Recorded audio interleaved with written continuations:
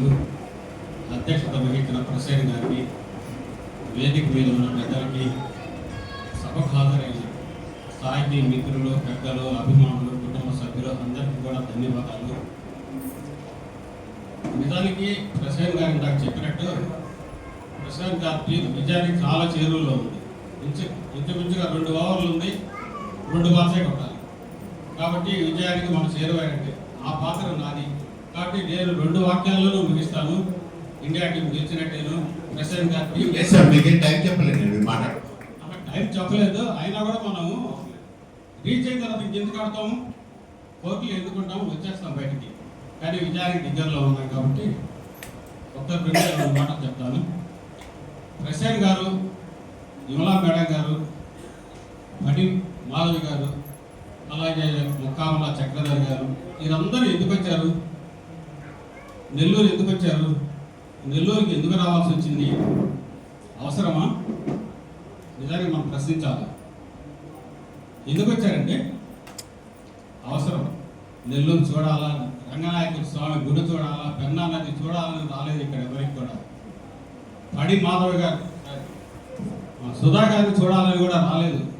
కవిత్వం కాస్త వచ్చారు. సుధా గారి కవిత్వం చూడాలా, సుధా గారి కవిత్వం ఒక్కసారి మనం ఆస్వాదించాము, అది చెప్పాలా నెల్లూరు వాళ్ళకి అనే భావంతో వచ్చారు. నిజానికి మీకు అందరికీ ధన్యవాదాలు సార్. ఎందుకంటే నెల్లూరు రావడం మాకు అందరికీ ఆనందం. వారి ఇన్విటేషన్లో విమలమ్మ గారి పేరేశారు, ప్రసేన్ గారి పేరేశారు. నేను నమ్మలా. నిన్న కూడా బయట మేడం అదే అడిగా, మేడం మీరు వస్తారనుకోలేదు మేము అని. ఎందుకంటే ఎప్పుడూ రాని సభలకు, ఇక్కడ కనిపించిన సభలకు ఈరోజు వారిని చూడటం మన నెల్లూరు సాహితీ మిత్రుల వరమని చెప్పాలి. ప్రసేన్ గారు ఎప్పటి నుంచో ఇంటున్నాం మన పేరు, కానీ నేను చూడటం ఈరోజే. అలాంటి సాహితీ మూర్తులు ఈరోజు మన నెల్లూరు రావడం మన అదృష్టం. మన నెల్లూరు టౌన్ హాల్ ఒక చారిత్రకమైన టౌన్ హాల్లో ఈరోజు వారి నమ్మకాన్ని కావడం కూడా మనం చాలా అదృష్టంగా భావిస్తున్నాము. రెండోది, నెల్లూరు సాహిత్యం గురించి చెప్పగానే మనం ఒక టిక్కల గురించి చెప్పుకుంటాము, ఒక శ్రీనాథుడి గురించి చెప్పుకుంటాము, ఆ తర్వాత కాలంలో పిచ్చయ్య శాస్త్రి గురించి మాట్లాడుకుంటాం, మరుపూరు కోదండరామిరెడ్డి గురించి మాట్లాడుకుంటాం.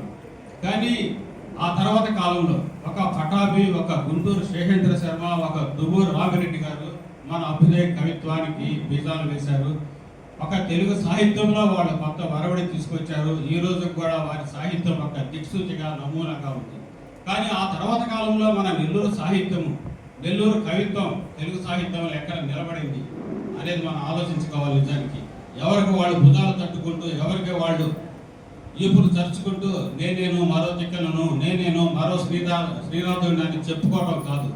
నిజానికి ఒక అభ్యుదయ కవిత్వం ఒక తర్వాత అంటే మనకి నెల్లూరు కవిత్వాన్ని నలుదిశలా వ్యాప్తి చెందిన గుంటూరు శేషేంద్ర శర్మ, దువ్వూరు రామిరెడ్డి తర్వాత ఎవరు నిలిచారు? నిజానికి ఇది మా నెల్లూరు వాళ్ళము ఎప్పుడు ఆలోచిస్తున్నాం. ఎవరికి వాళ్ళు నేను ఈతకోట సుబ్బారావుని, నేను సుప్రసిద్ధ కవిని, నేనే తిక్కన తర్వాత నెల్లూరు తిక్కనని నేను చెప్పుకోవచ్చు, నేనే ఏ కవిని అన్నా చెప్పుకోవచ్చు. కానీ నిజానికి వాస్తవం కాదు. ఎక్కడున్నారు కవిత్వం, ఎక్కడుంది కవిత్వం అనే దానికి ఇటీవల మాకు ధైర్యంగా ముందే నిబ్బరంగా మేము చెప్పగలుగుతున్నాం. ఎక్కడున్నారంటే నల్లూరు రమేష్ అని ఒక వ్యక్తి ఉన్నాడు, వాయుగుణ శశికళ అని ఒక కావిడ ఉంది, అలాగే అన్నం శివకృష్ణ ఉన్నాడు, అవ్వారు శ్రీధర్ బాబు ఉన్నాడు. వీళ్ళందరూ యంగ్స్టర్స్ ఇప్పుడు కవిత్వం వస్తున్నారు. అలాంటి కవిత్వంలో అగ్రభాగాన నిలబడిన వ్యక్తి ఈరోజు మనకి సుధా మురళి గారు. అలాంటి మాకు భరోసా దొరికింది.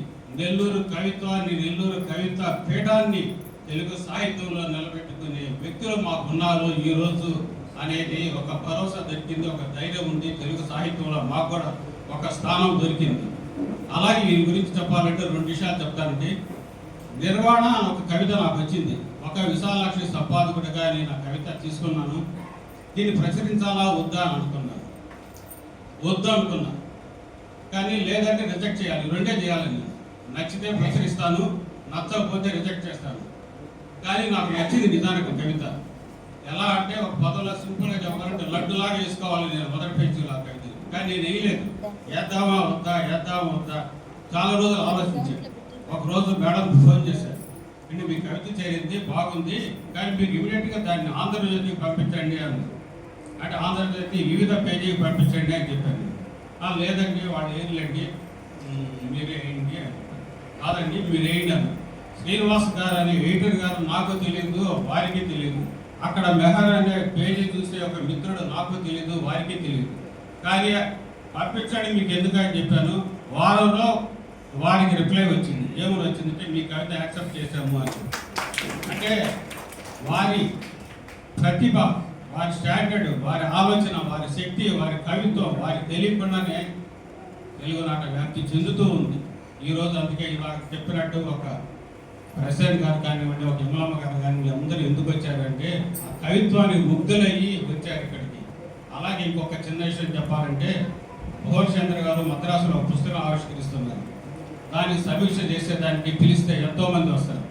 ఎక్కడి నుంచి వస్తారు? మద్రాసులోనే ఉన్నారు. అనేక యూనివర్సిటీల్లో తెలుగు ప్రొఫెసర్స్ ఉన్నారు. హైదరాబాద్ నుంచి రమ్మంటే రారా, విజయవాడ నుంచి రమ్మంటే రారా, నన్ను పిలిస్తే నేను పోనా. కానీ ఎవరిని పిలవాల. ఒక్క సుధా మురళి గారిని పిలిచారు. ఎందుకు పిలిచారు? వారి విశ్లేషణ అంత గొప్పగా ఉంటుంది. అందుకే వారు రాయనంటే కూడా వారి వెంట పడి నేను మరీ నా పుస్తకంలో సమీక్షలు రాయించుకుంటాను. 4 వాక్యాలు రాసిన బలంగా రాస్తారు. అలాంటి సుధా మురళి గారు మన నెల్లూరుకి కీర్తి కిరీటంగా, ఒక గౌరవ ప్రతిష్టగా నిలబడతారు.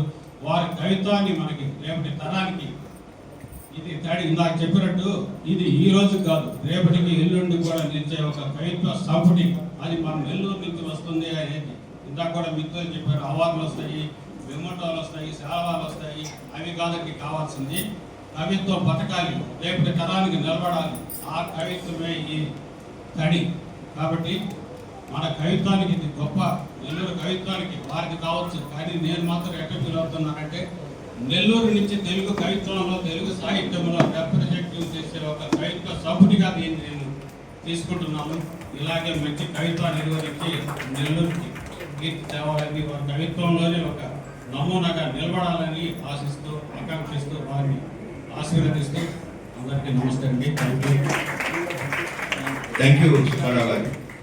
రిలే రేస్లో బ్యాటన్ని ఇంకో రన్నర్కి అందించడం ఉంటుంది. అలానే ఒలింపిక్ గేమ్స్ అప్పుడు కాగడాన్ని పట్టుకుని ముందుకెళ్ళడం, దాన్ని కూడా ఒకళ్ళకొకళ్ళు అందించడం అనేది ఉంటుంది. నెల్లూరు నుంచి నిజానికి మొదటి బ్యాటన్ ధరించినటువంటి ఈతకొండ సుబ్బారావు గారు ఇప్పుడు ఆ బ్యాటన్ని సుధకి అందించి ఫైనల్గా అంటే ముగించమని నెల్లూరుకి పేరు తీసుకురమ్మని చెప్పడం అనేది నిజంగా సుధకి అదృష్టం, సుధకి గర్వకారణం కూడా. అటువంటి సభలో మేమందరం పాల్గొంటున్నందుకు చాలా హాయిగా ఉంది. ఇప్పుడు ఇక వేదిక మీద ఒక్కరు అయిపోయారండి. వీళ్ళని అదేదో సినిమాలో ఉంటారు, శత్రువులని వాళ్ళు ఎక్కడ ఉంటారా, మనకి అక్కడి నుంచి వెళ్ళాడు వాళ్ళ రూపంలో, బంధువుల రూపంలోనే మన పక్కనే తిరుగుతూ ఉంటారు. కానీ సుధకి అలా కాకుండా ఇప్పుడు విమల గారు అన్నారు, ఎంతమంది బంధువులు వాళ్ళు ఇట్లా సభకి, సాహిత్య సభకి రావడం అనేది భలే ఉంది. నిజంగా కూడా ఆత్మీయులు, బంధువులు, స్నేహితులు ఇట్లా సాహిత్య సభకి రావడం అనేది చాలా విశేషం.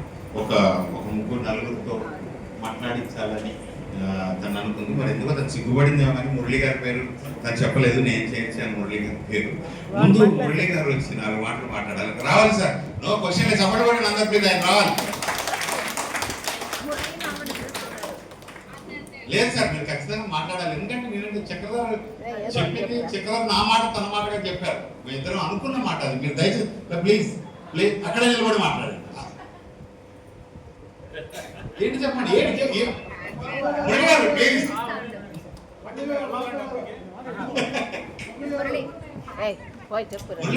2 మాటలు. నచ్చట్లేదా మీకు సుధా కలుగుతుంది రావడం? లేదు, అసలు మీకు నచ్చట్లేదు అంటుందండి. లేదు అలా కాదు. మీరు నేనేమో మీరు పూలు తీసుకొచ్చి సుధాకిస్తారేమో అనుకున్నాను నేను.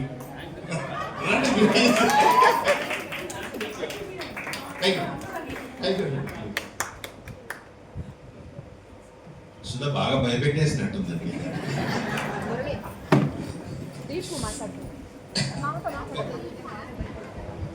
అదే లేదండి.